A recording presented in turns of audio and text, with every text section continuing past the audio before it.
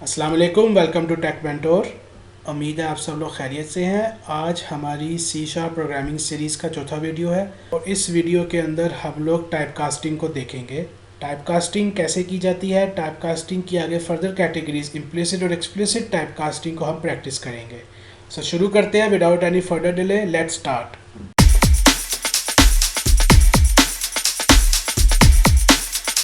Okay, मेरे सामने ये विजुअल स्टूडियो ओपन है।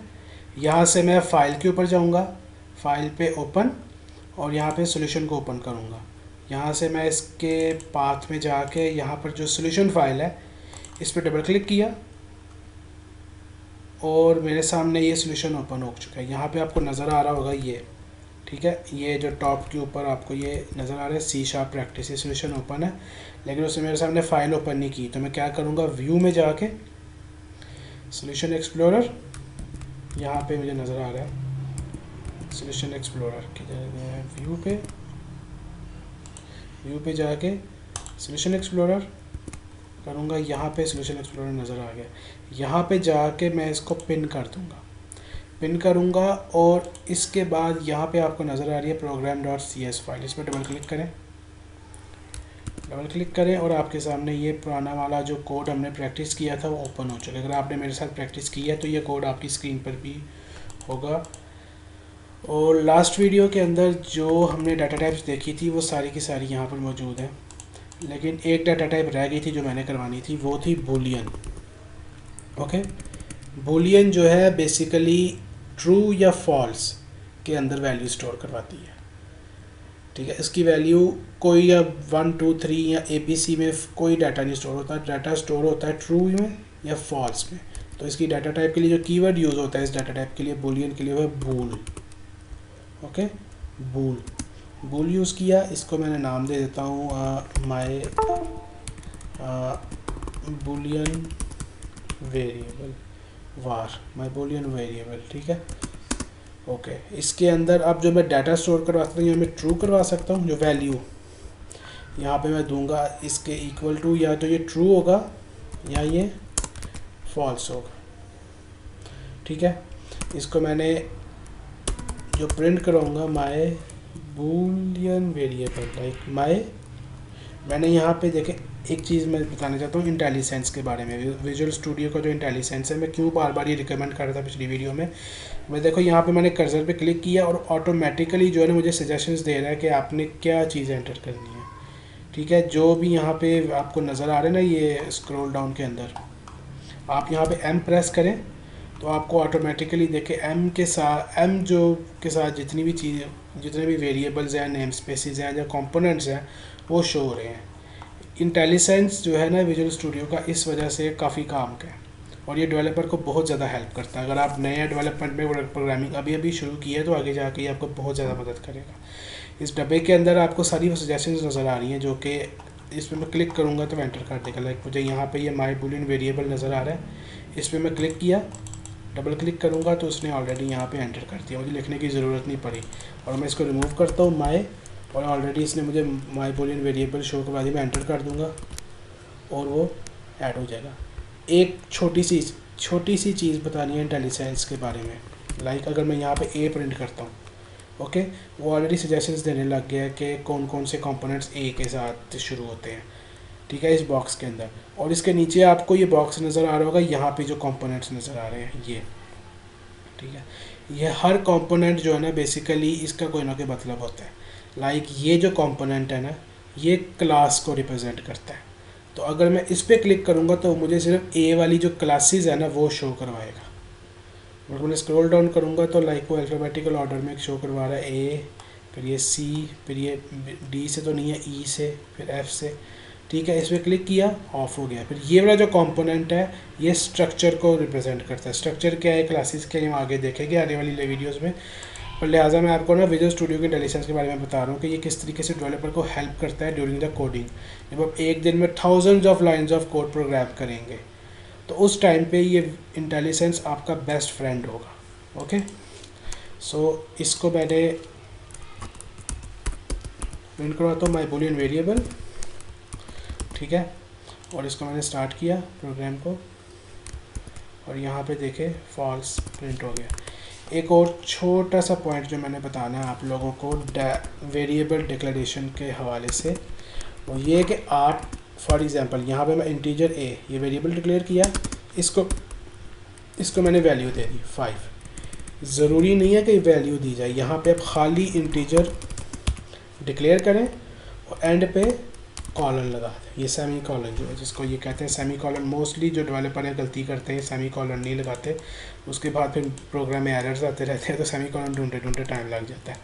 लेकिन हर लाइन के एंड पे ज़रूरी नहीं, हर कुछ लाइंस ऐसी हैं प्रोग्राम की जहाँ पे सेमी कॉलन आ लगे, लेकिन मोस्टली हर लाइन के एंड पे ये सेमी कॉलन लगाना ज़रूरी है। ओके, तो ये सेमी कॉलन लगा दिया। उसके बाद मैंने यहाँ पे ये वेरिएबल डिक्लेयर किया खाली। ओके, ये वेरिएबल खाली मैं कमेंट में लिख देता हूँ, यहाँ पे ये डिक्लेयर हुआ है।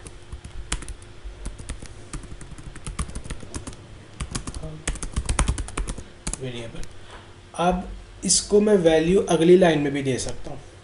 कैसे?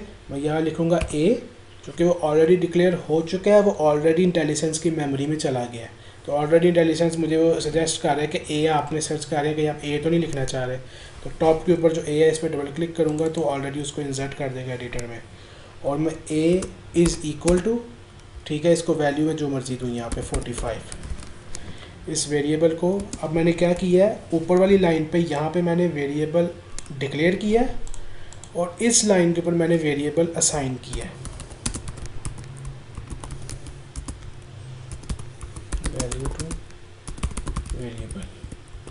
ओके, और अभी भी आप देखें, बल्कि इसका नाम चेंज करता हूँ, मैं इसका नाम रखता हूँ शॉर्ट की दबाए कंट्रोल आर शॉर्ट की दबाए, लिखें माई इंटीजर वेरिएबल।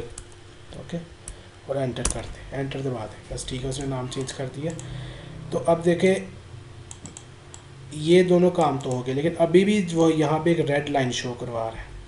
माई इंटीजर वेरिएबल के नीचे ना यहाँ पे एक लाइन शो हो रही है आप लोगों को, जैसे एरर की लाइन है। बेसिकली वो अगर इस पर मैं होवर करता हूँ, अपना कर्सर जो है इसके ऊपर लेके आता हूँ, तो एक बॉक्स में शो करवा रहा है, कह रहा है कि the variable my integer war is assigned. तो उसने कहा है कि ये वेरिएबल, इसको वैल्यू तो असाइन हो चुकी है लेकिन ये कभी यूज़ नहीं हुआ। इंटेलिजेंस चेक करें, आपको बता देता कि एरर भी कहाँ कहाँ पे आ रहे हैं आपकी प्रोग्राम के अंदर, किस लाइन के ऊपर। ओके, और यहाँ पे एक बल्ब नज़र आ रहा है। इस बल्ब का मतलब ये है कि मैं यहाँ पे क्लिक करूँगा, मुझे सजेशंस देगा इस लाइन को रिमूव करने, इस एरर लाइन को रिमूव करने के लिए। यहाँ पे आपको छोटा सा एरो का बटन नज़र आ रहा है, इसमें मैं क्लिक करूँगा इस बल्ब के ऊपर क्लिक किया तो देखिए मुझे दो सजेशंस दिए हैं उसने। एक तो इसने ये दिया है कि अगर मैं यहाँ पे क्लिक करता हूँ तो रिमूव अनयूज, इस वेरिएबल को रिमूव कर देगा। दूसरा जो है ये बाय डिफ़ॉल्ट कोई सी विजुअल स्टूडियो का अपना एक वो है, एक सजेशन है कि वो इसको सप्रेस कर देगा इस एरर को। यहाँ पे इसके ऊपर ये दो डायरेक्टिव्स लगा देगा। फिलहाल ये डायरेक्टिव्स क्या, इनको छोड़ें, अभी अब आपको शायद समझ में ना आए, मैं समझाऊंगा अभी तो। लेकिन करंटली मैं आपको इंटेलिजेंस बता रहा था कि कैसे ये डेवलपर को हेल्प करती हैं ड्यूरिंग द डेवलपमेंट। और इस एरर को रिमूव करने का सिंपल तरीका ये कि इस वेरिएबल को हम यूज़ कर लें। तो मैं इसको प्रिंट करवा देता हूँ। ओके, ये वेरिएबल यूज़ हो गया मेरे प्रोग्राम में और वो एरर भी चला गया। ओके, इसको करते हैं स्टार्ट किया और यहाँ पे वैल्यू प्रिंट हो गई। Okay, done. इसको मैं कमेंट कर देता हूँ। अच्छा, अब हमारा जो आज का मेन टॉपिक था जिसके लिए आज मैंने प्रिपेयर किया था, वो था इम्प्लिसिट और एक्सप्लिसिट टाइप कास्टिंग। ओके, सबसे पहले हमें ये देखना होगा टाइप कास्टिंग कहते किसे हैं। टाइप कास्टिंग का बेसिकली मतलब ये है कि आप एक डाटा टाइप, लाइक ये इंटीजर है, ओके, इसको वैल्यू असाइन कर रहे हैं किसी दूसरी डाटा टाइप से, लाइक स्ट्रिंग से। अब ये तो मुमकिन नहीं है, लेकिन आप फॉर एग्जांपल, ये तो वैसे सिनेरियो बनता नहीं है, लेकिन फॉर एग्जांपल अगर आप टाइप कास्टिंग का बेसिक जो डेफिनेशन वो ये है कि आप एक टाइप का डाटा दूसरी डाटा टाइप को असाइन कर रहे हो। लाइक अगर इंटीजर हो, एक मैं वेरिएबल बनाता हूँ integer a is equal to 56 और मैं एक वेरिएबल बनाऊँगा फ्लोट। इज़ इक्वल टू, अब इसको मैं कोई वैल्यू देता हूँ, मैं ए की वैल्यू दे देता हूँ।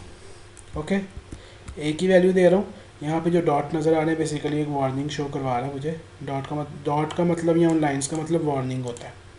या बाज़ औक़ात अगर रेड लाइन आएगी इसका एरर है, और अगर येलो लाइन आ रही है इसका मतलब है कि वार्निंग है। अब वार्निंग और एरर्स प्रोग्राम्स में आते रहते हैं, उनको फ़िलहाल अभी उन पर जाने की ज़रूरत नहीं है। अब जब ये देखें, मैंने इंटीजर टाइप की एक वेरिएबल बनाया और उसको असाइन कर दिया, उसकी वैल्यू मैंने पास कर दिया फ्लोट में। लाइक ये हुआ क्या है कि यहाँ पर एक मेमोरी के अंदर डब्बा बना है कि ए का, ओके, और उसके अंदर वैल्यू है, एक सेकेंड जरा इसको मैं रिमूव करूँ, एक डब्बा बना है ए नाम का, उसके अंदर वैल्यू है 56, ओके, और यहाँ पे मेमोरी के अंदर एक और डब्बा बन गया अगली लाइन पे, ठीक है, FT टाइप का, और उसके अंदर मैंने वैल्यू क्या की है, मैंने ए की वैल्यू असाइन की है।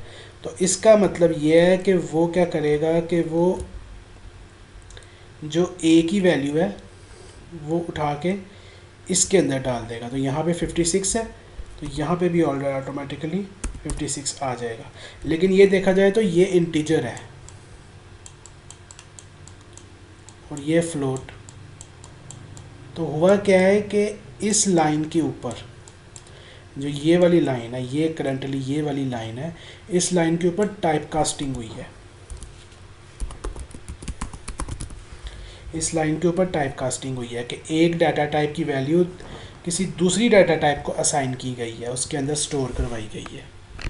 ओके, अब ये वाली जो टाइप कास्टिंग है ये इजीली हो गई। कंपाइलर ने हमें कोई मसला नहीं दिखाया, कोई हमें प्रॉब्लम नहीं दी। तो इसका मतलब है कि इसके अंदर कोई डाटा लॉस नहीं हुआ। इम्प्लिसिट टाइप कास्टिंग जो ये हमने की है ना करंटली, ये टाइप कास्टिंग की बेसिकली दो टाइप्स होती हैं, एक है इम्प्लिसिट, दूसरी है एक्सप्लिसिट। जो अभी हमने किया है ना ये इम्प्लिसिट है, ये वाली इम्प्लिसिट टाइप कास्टिंग है। इसके अंदर कंपाइलर ने कोई एरर शो नहीं कराया, कोई हमें कुछ करना नहीं पड़ा, बस वेरिएबल डिक्लेयर किया है और उसकी वैल्यू असाइन कर दिया अगले ही लाइन ऑफ कोड के अंदर। तो इम्प्लिसिट टाइप कास्टिंग का मतलब ये होता है कि जब कोई बड़ी डाटा टाइप जो बड़े वाली डाटा टाइप है वो किसी छोटे वाली डाटा टाइप का डाटा स्टोर करवाए। ओके, अगर देखा जाए ना तो इंटीजर का साइज़ इतना है और फ्लोट का साइज़ इतना है, यानी फ्लोट काफ़ी बड़ा है इंटीजर से। तो इसकी वैल्यू जो है अंदर चली गई है, इंटीजर की वैल्यू गई है फ्लोट के अंदर। ओके, फ्लोट ने तो इसकी वैल्यू को स्टोर करवा ली है ऑटोमेटिकली, इसलिए ये इम्प्लिसिट टाइप कास्टिंग हुई है। अगर यही केस रिवर्स हो जाए, लाइक अगर इसकी जो वैल्यू है, लाइक अगर फ्लोट की वैल्यू हम इंटीजर के अंदर सेव करवाएं, तो फिर क्या होता है वो देखते हैं। लाइक मैंने यहाँ पे इसको मैं कमेंट कर देता हूँ, ठीक है। यहाँ पे मैं वेरिएबल डिक्लेयर करता हूँ फ्लोट 2 के नाम से, ओके, FT2। इसको मैंने वैल्यू दी 98.-99.6, ठीक है, ये वैल्यू दे दी। और मैंने इंटीजर प्रिंट कराया A2 के नाम से, या नम के नाम से करा था, नम के नाम से कराया। उसको मैंने अब ये जो मैंने वेरिएबल डिक्लेयर किया है ना, ये वाला किधर गया, ये जो वेरिएबल डिक्लेयर किया इसकी मैं वैल्यू असाइन करूँगा FT। ऑलरेडी इंटेलिजेंस मुझे बता रहा है, रिकमेंड कर रहा है, तो मैं ये वाला तो नहीं सर्च कर रहा कहीं, उसने मुझे ऑलरेडी बता दिया, ठीक है। जैसे ही मैंने किया, पहला तो मुझे यहाँ पे एक रेड लाइन शो हो रही है, एरर शो करवा रहा है बेसिकली। मुझे कैसे पता लग रहा है एरर है? एक तो ये लाइन रेड है, ये देखेंगे गौर से, ये लाइन रेड है, ये एरर है। दूसरा यहाँ पे भी अगर आप आए ना विजुअल स्टूडियो में, यहाँ पे आपको एरर शो करवा देता कि कितने आपके प्रोग्राम में कितने नंबर ऑफ़ एरर्स हैं। इसका ये इसलिए मैं ये रिकमेंड कर रहा था, ये वाला आईडी जो है ना काफ़ी हेल्प करता है डेवलपर को ड्यूरिंग डेवलपमेंट। तो यहाँ पे एक एरर तो ये है, ओके, और मुझे बता भी रहा है कि वो ये वाला जो एरर है ये इस लाइन के ऊपर है। ये मेरे प्रोजेक्ट की ये जो एरर आ रहा है ये मेरे इस प्रोजेक्ट में आ रहा है, उसकी ये program.cs फाइल है, और CS फाइल के अंदर जो लाइन नंबर 48 है कोड की, वहाँ पे ये एरर दे रहा है। ओके, तो यहाँ पे देखिए ये लाइन नंबर 48 के ऊपर एरर आ रहा है। और क्या एरर है कि बेसिकली मैंने ये डबल, ये वैल्यू को ना बाय डिफ़ॉल्ट डबल समझ रहा है वो, मुझे इसको बताना पड़ेगा कि ये फ्लोट वैल्यू है। तो फ्लोट वैल्यू के लिए मैं यहाँ पे F दबा दूंगा। मैंने जैसे ही F लगाया एरर रिमूव हो गया। ओके, अब अगली लाइन पे क्या एरर दे रहा है, ये कह रहा है कि FT2 इज़ इक्वल टू नम। तो बेसिकली हो ये रहा है कंपाइलर के अंदर, कंपाइल, ये बेसिकली कंपाइल टाइम एरर है। अभी मैंने प्रोग्राम एग्जीक्यूट नहीं किया, उसने पहले ही बता दिया मुझे कि यहाँ पे एक एरर आ रहा है। तो हुआ क्या है बेसिकली कि एक छोटा बॉक्स है इंटीजर का और ये बड़ा बॉक्स है फ्लोट का। ये डब्बा मैंने इसके अंदर डालने की कोशिश की है। अब इतनी बड़ी वैल्यू स्टोर नहीं करवा सकता क्योंकि यहाँ पे देखें -99.6, ओके एक सेकेंड ऐसे मैं टाइप कर लेता हूँ, -99.6 ये वाली वैल्यू जो है यहाँ पे, आप इंटीजर जो है ये पॉइंट के बाद वाला पाथ जो है ना ये नहीं स्टोर करवा सकेगा।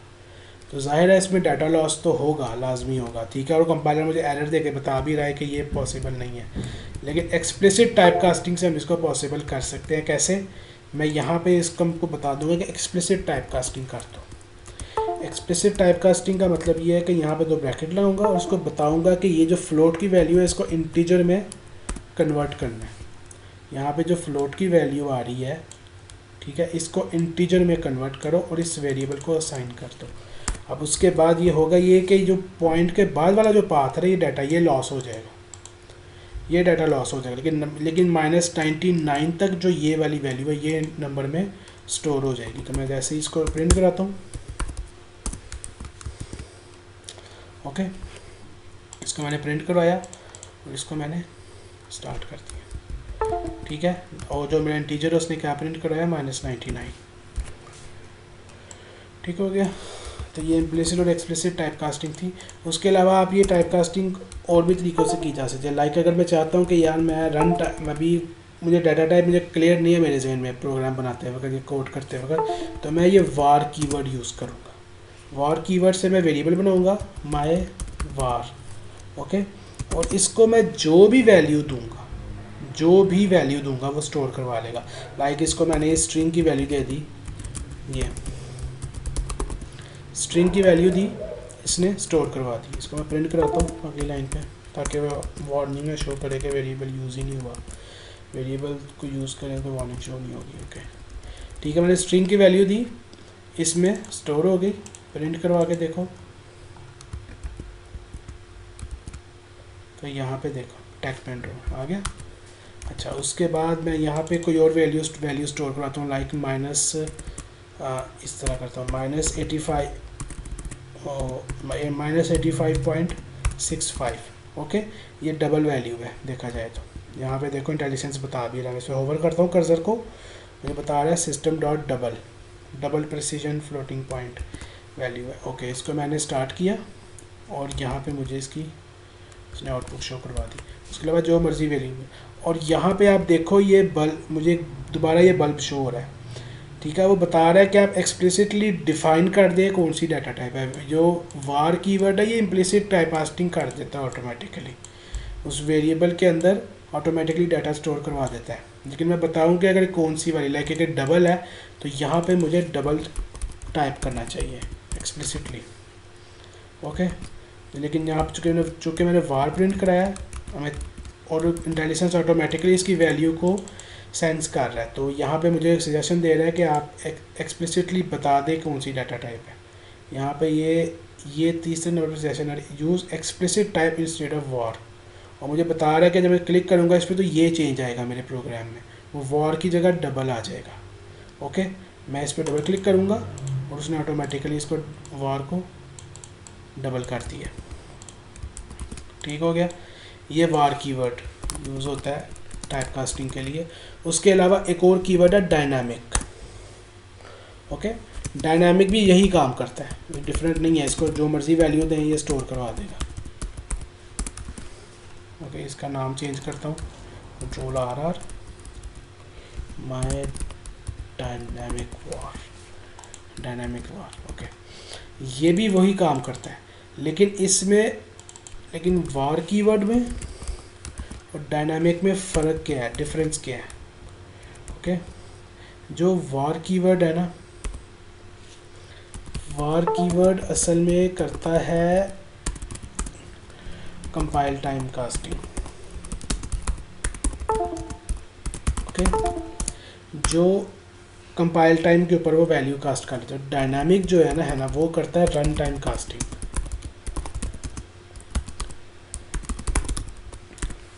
अब कंपाइल टाइम और रन टाइम में क्या फ़र्क है, जब मेरा प्रोग्राम जब मैं यहाँ पे स्टार्ट पे रन करता हूँ ना, जब मैं यहाँ पे स्टार्ट के ऊपर रन करता हूँ तब मेरा कंपाइल टाइम शुरू और मेरा रन टाइम शुरू हो जाता है। इस वक्त जो प्रोग्राम है रन टाइम में है, ठीक है, वो रैम में चल रहा है, एग्जीक्यूट हो रहा है, तो रन टाइम पे है। उस टाइम के अंदर जो डायनामिक है ना वो कास्टिंग करता है, लेकिन वार जो है पहले ही रन टाइम में जाने से पहले ही कास्टिंग कर लेता है। बस ये डिफरेंस है दोनों में, इसके अलावा और कोई डिफरेंस नहीं है। डायनामिक मोस्टली यूज़ भी बहुत कम होता है अगर आपको नहीं पता कि किस किस्म का डाटा आपके पास आने वाला है, आप किस सर्वर से डाटा ले रहे हो या कोई यूज़र ऐसी कोई इनपुट दे रहा है, आप रन टाइम पे डिसाइड करोगे किस किस्म का डाटा है, तो फिर आप डायनामिक यूज़ कर सकते हैं। अगर आपको बिजनेस लॉजिक क्लियर है, आपको रिक्वायरमेंट क्लियर है, तो फिर वहाँ पर ये वार यूज़ होगा। ओके, यहाँ तक क्लियर है आप लोगों को? अगर नहीं क्लियर तो आप कमेंट में बताइए मुझे, या फिर आप वीडियो रिवाइंड करके देखें, जहाँ से आपको मसला आ रहा है मुझे बताएं, मैं दोबारा से वीडियोस में जो पॉइंट्स मिसिंग है मैं आपको दोबारा से उनके लिए मैं अलहदा से आप लोगों को वीडियो बना दूंगा। ईमेल में कोशिश करूँगा फेसबुक के ऊपर या फिर अपना जो व्हाट्सएप है कम्युनिटी देश शुरू करें, वहाँ पे आप लोगों को मैं ऐड करूँ, हम लोग आपस में बाद में कम्युनिकेट कर सकें। जो प्रॉब्लम्स होंगी आप लोगों को सीखने में या आप लोगों को अपने ऑफिस के अंदर या कहीं पे यूनिवर्सिटीज़ में असाइनमेंट्स की वजह से जो प्रॉब्लम्स आएंगी वो आप लोग शेयर करें। सोल्यूशन अगर मेरे पास हुआ तो मैं आप लोगों को ज़रूर प्रोवाइड करूँगा। ओके, यहाँ तक तो क्लियर है। माईवार एंड डायना इम्प्लिसिट एक्सप्लिसिट टाइप कास्टिंग, इसको मैं कमेंट कर दूँगा। अगर आपको ये वीडियो हेल्पफुल लगा है, आपको कुछ पॉइंट्स क्लियर हुए हैं, तो kindly like this video, comment and share and subscribe to my YouTube channel. Thank you, मिलते हैं अगली वीडियो में। अल्लाह हाफिज़।